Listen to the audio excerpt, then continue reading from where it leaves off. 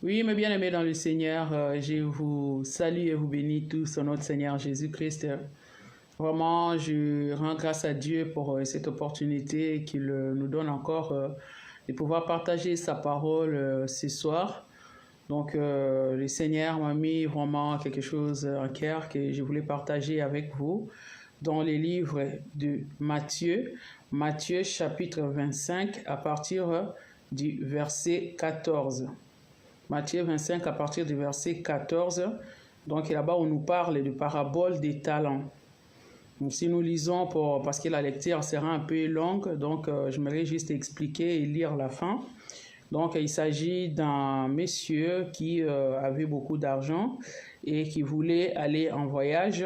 Et il avait ses serviteurs. Et cet homme-là, en partant en voyage, donc il n'a pas voulu garder son argent à la maison ou ses talents à la maison. Donc il l'a distribué à ses serviteurs. Il a donné à un de ses serviteurs 5 talents. Il a donné à l'autre 3 talents. Et il a donné 1 talent à un autre. Et il est parti en voyage. Et cet homme-là, quand il était de retour, il est arrivé chez lui, donc il a demandé des comptes à ses serviteurs-là. Qu'est-ce qu'ils ont fait des talents qu'il les avait confiés en partant? Donc celui qui en avait reçu 5, il est venu tout bonnement dire moi j'ai fructifié mes talents, les 5 talents que tu m'avais donnés ont produit 5 autres talents. Et celui qui en avait 3 aussi a produit 3 autres. Et celui qui en avait 1 a dit au chef, moi j'avais tellement peur de perdre ton talent que je suis allé le cacher sous terre parce que je sais que tu es quelqu'un de rigoureux, tu es quelqu'un de strict, tu es quelqu'un qui récolte là où tu n'as pas sémé. Donc j'avais peur de perdre ton talent et donc je l'ai gardé. Voici ton talent que tu m'avais donné. Et la parole de Dieu nous dit, donc nous allons lire à partir du verset 24, celui qui n'avait reçu qu'un talent s'approcha ensuite et il dit, Seigneur, je savais que tu es un homme dur qui moissonne où tu n'as pas sémé et qui amasse où tu n'as pas vanné. J'ai eu peur et je suis allé cacher ton talent dans la terre. Voici, prends ce qui est à toi. Son maître lui répondit, serviteur méchant et paresseux, si tu savais que je moissonne où je n'ai pas sémé et que j'amasse où je n'ai pas vanné, il te fallait donc remettre mon argent au banquier et à mon retour, j'aurais retiré ce qui est à moi avec un intérêt. Ôtez-lui donc les talents et donnez-les à celui qui a les 10 talents. Car on donnera à celui qui a et il sera dans l'abondance, mais à celui qui n'en a pas, on ôtera même ce qu'il a. Et les serviteurs inutiles, jetez-les dans les ténèbres du dehors, où il y aura des pleurs et des grincements des dents. Parole du Seigneur. Donc nous voyons ici ces chefs-là qui étaient très en colère contre ces serviteurs qu'il a appelés fainéants. Pourquoi? Parce que donc il n'a pas fructifié son talent et il lui a fait perdre des intérêts. Oui, mes bien-aimés dans le Seigneur, nous sommes des chrétiens, nous sommes des enfants de Dieu. Dieu nous a appelés, Dieu nous a confié des talents. Dieu nous a donné des dons spirituels. Dieu nous a donné la mission, à chacune sa mission que nous devons accomplir ici sur terre. Mais si nous nous mettons à ne pas travailler, si nous nous mettons à traîner, à tourner, nous tourner le pouce dans l'œuvre de Dieu, nous allons voir que le Seigneur, notre Maître, ne sera pas content de nous. Ces serviteurs-là, quand il est parti cacher les talents, il s'est cru prudent. Il s'est dit, je vais jouer la carte de la prudence pour pouvoir aller mettre ses talents à l'abri. Quand le maître reviendra, je serai peut-être docile, je serai bien, donc je lui donnerai les talents et ça se terminera là. Mais ça s'est mal fini pour lui. Nous devons tirer des leçons, nous, en tant qu'enfants de Dieu. Tu as un talent, tu as un don. Le Seigneur t'a donné quelque chose. C'est vraiment pas pour que toi, tu ailles cacher ça quelque part ou que tu ailles te tourner le pouce parce que tu dis que non, je vais remettre au Seigneur ce qu'il m'a donné. Le Seigneur attend de nous que nous puissions fructifier nos talents. Le Seigneur attend de nous que nous puissions vraiment travailler pour gagner des âmes pour lui. C'est ça, mes bien-aimés dans le Seigneur. Aujourd'hui, là, tout le monde se dit serviteur de Dieu, mais nous sommes serviteurs ou servantes de Dieu que des noms. Parce qu'en réalité, beaucoup ne font même pas le travail du Seigneur. Il y a maintenant aujourd'hui les gens qui vont gagner les âmes qui ont déjà été gagnées par d'autres personnes. C'est-à-dire que plutôt que d'aller évangéliser dans le monde, plutôt que d'aller gagner les païens et les amener au Seigneur, beaucoup de soi-disant serviteurs de Dieu, beaucoup de soi-disant servantes de Dieu, ils vont chercher les fidèles des autres églises. Donc, ils vont leur dire, venez chez nous, on va vous donner un poste, on va vous élever, on va vous faire ça. Et nous voyons aujourd'hui comme conséquence, il y a beaucoup d'églises aujourd'hui remplies de personnes, mais qui ne respectent pas la parole de Dieu. Beaucoup de personnes qui vraiment sont là comme des enfants rois dans des assemblées et ne font rien dans l'église de Dieu. Dieu n'attend pas de nous, en tant que serviteurs, que nous puissions nous conduire ainsi. Nous devons nous mettre en tête que notre maître viendra et quand il viendra, il demandera à chacun ses comptes. Même si aujourd'hui là tu triches, même si aujourd'hui là tu mens, même si aujourd'hui là tu fais semblant, mais sache-le que ce jour-là tu seras seul devant le maître et tu rendras compte. Et la parole de Dieu nous dit que au serviteur que Dieu a trouvé incompétent, le Seigneur lui a retiré même le talent qu'il avait pour donner à celui qui en avait beaucoup. Tout le monde veut s'enrichir aujourd'hui. Tout le monde veut la gloire aujourd'hui. Tout le monde veut être connu aujourd'hui. Mais nous ne faisons pas le nécessaire pour être réellement connus comme il faut. Nous ne faisons pas le nécessaire pour pouvoir vraiment être élevés à juste titre ou à juste valeur. Nous sommes là en train de tricher avec le Seigneur. Or, notre Dieu n'aime pas la perte. Mais bien aimé dans le Seigneur, j'aimerais que chacun de nous puisse vraiment s'asseoir là où elle est, réfléchir, sois ton propre juge. Depuis que tu es venu au Seigneur, tu as fait combien d'années? Combien d'âmes tu as gagné pour le Seigneur? Combien? La parole de Dieu nous dit que la moisson est grande, mais il y a peu d'ouvriers. Es-tu vraiment l'ouvrier compétent qui va gagner des âmes pour le Seigneur? Es-tu vraiment ce serviteur-là, cette servante-là, qui est compétent, qui fructifie les talents que le Seigneur lui a donnés? Posons-nous des bonnes questions, mes bien-aimés dans le Seigneur. Sachons-les que notre maître n'aime pas la perte.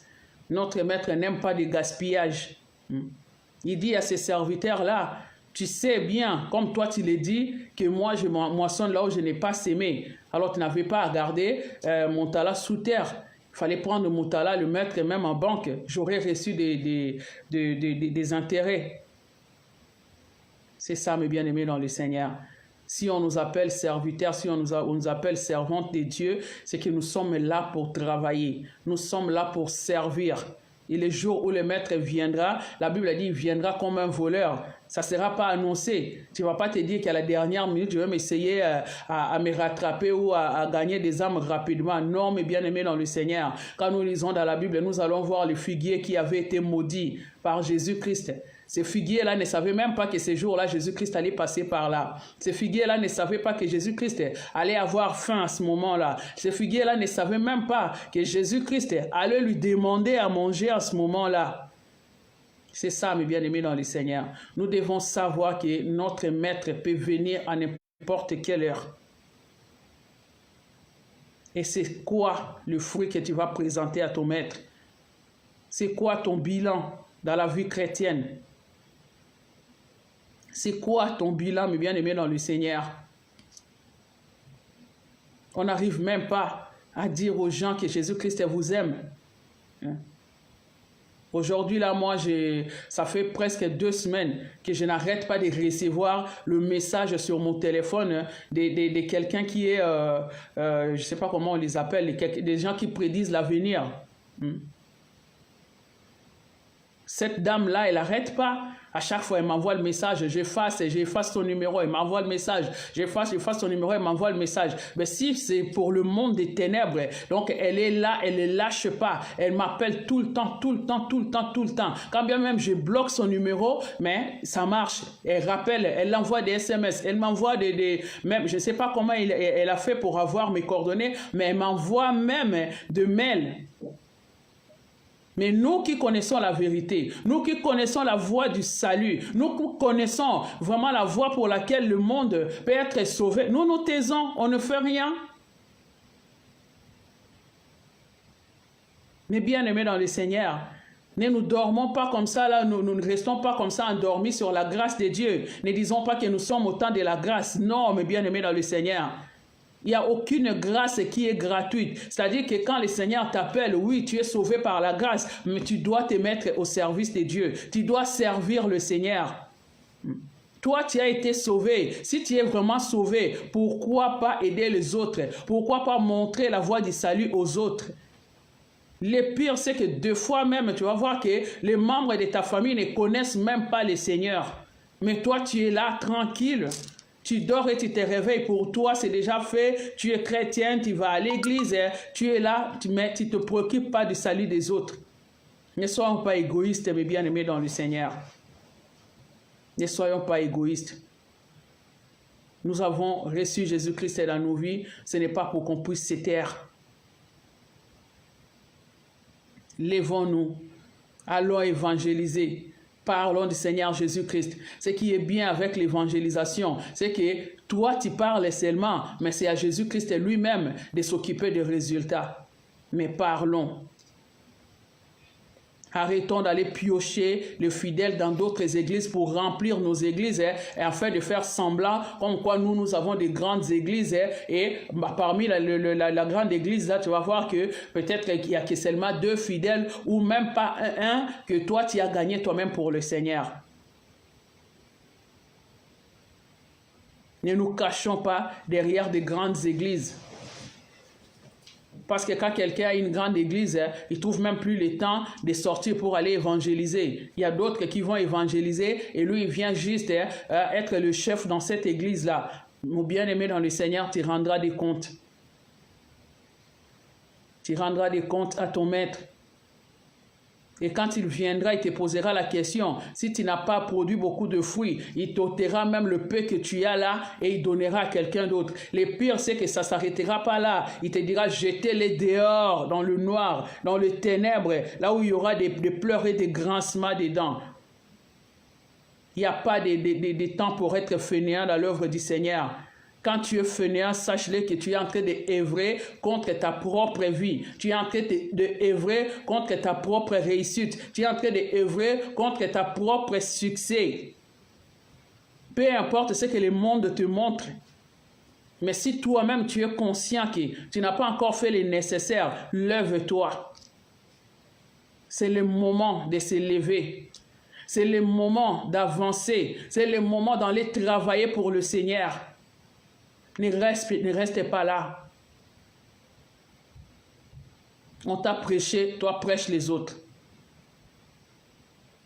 Si tu restes là, c'est vraiment très mauvais.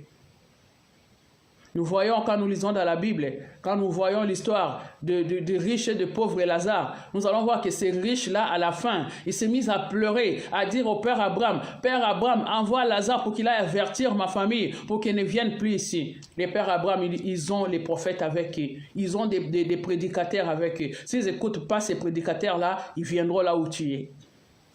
Ce n'est pas ça que nous voulons pour nos familles. Si nous aimons les membres de nos familles, nous devons leur parler de Jésus-Christ. La nuit est avancée, le jour approche. Ne traînons plus, mes bien-aimés dans le Seigneur. Il n'y a plus beaucoup de temps. Nous n'avons plus beaucoup de temps. Ne crois pas que non, on va rester comme ça éternellement. Non. Le Fils de l'homme n'est plus loin. Notre Seigneur, notre Maître n'est plus loin. C'est le moment de travailler. C'est le moment de produire des fruits. La Bible dit toute arme qui ne produira pas de bons fruits sera coupée et jetée dans le feu. C'est ça, mes bien-aimés dans le Seigneur. Nous devons faire vite. On n'a pas beaucoup de temps. Lèvons-nous. C'est le moment. Alors parler de Jésus-Christ. Lui-même, il se chargera. Hein? Lui-même, il se chargera du résultat. Mais nous travaillons pour le Seigneur. Que les moments soient favorables ou pas. La Bible dit, Dieu cherche ces vrais serviteurs-là qui donneront au peuple de Dieu la nourriture convenable au temps convenable.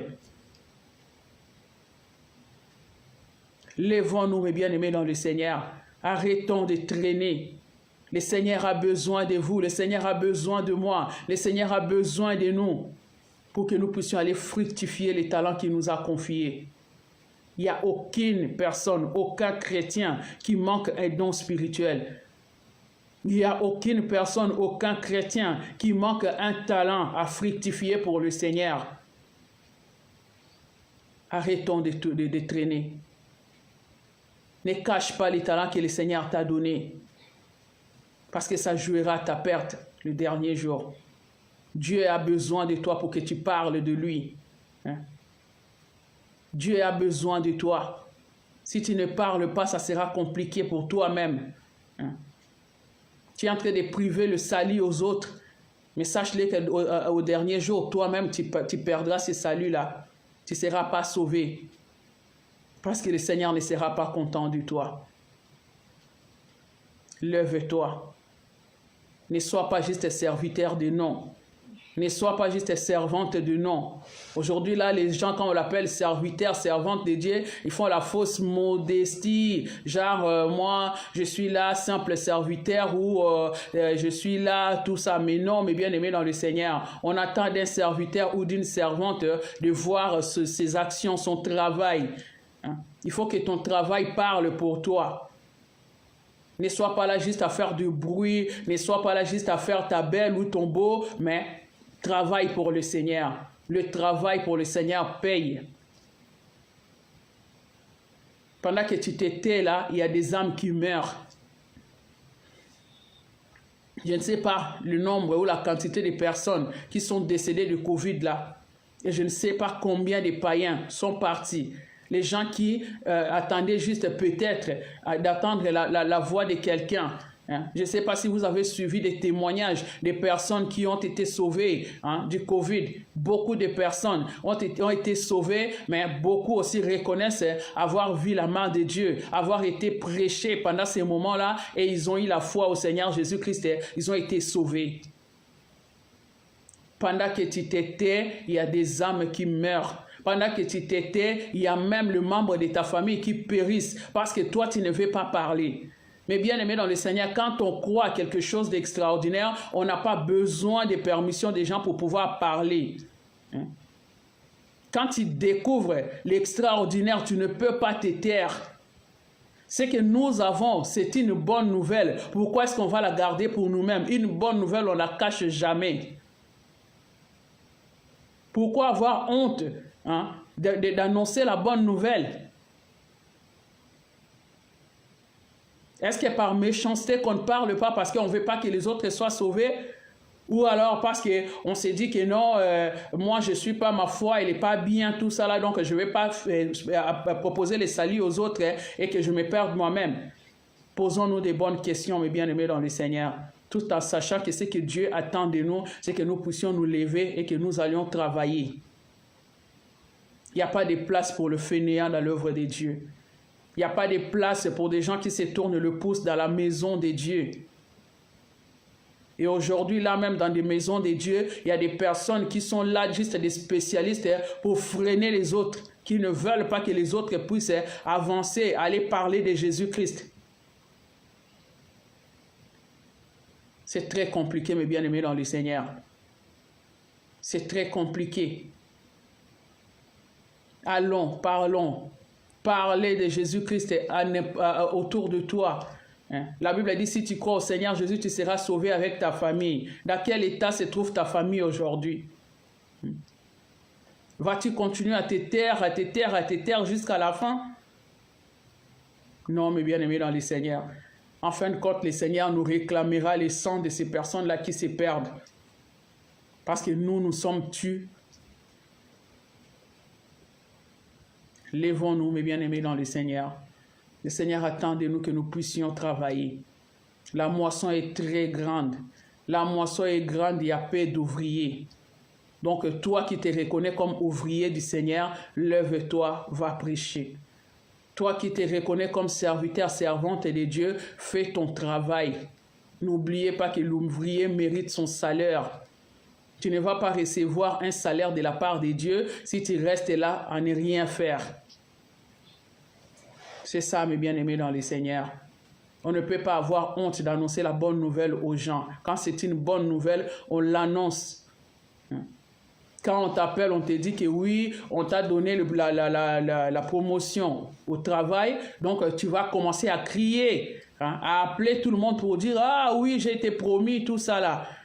Mais quand tu es la bonne nouvelle qui donne le salut, la bonne nouvelle qui sauve, qui donne la guérison, qui donne la force, qui nous donne vraiment l'espérance, on ne peut pas se taire.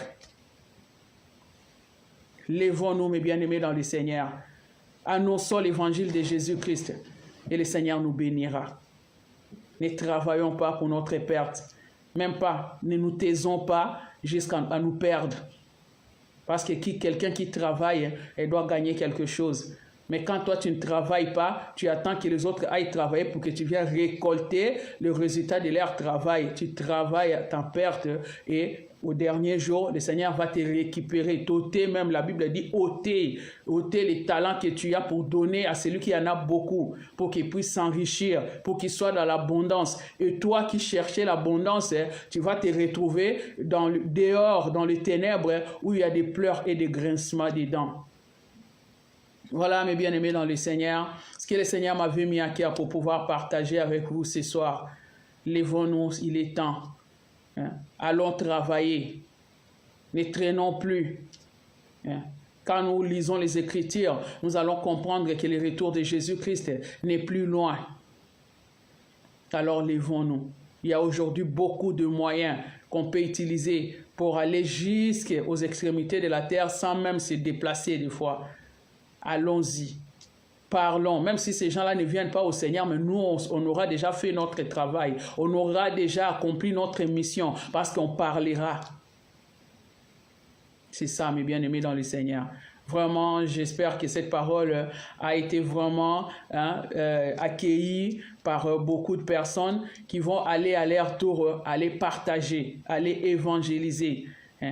Ne nous taisons plus, allons parler de notre Seigneur. Que le moment soit favorable ou pas, parlons du Seigneur Jésus-Christ. Que le Seigneur vous bénisse tous au nom du Seigneur Jésus. Amen.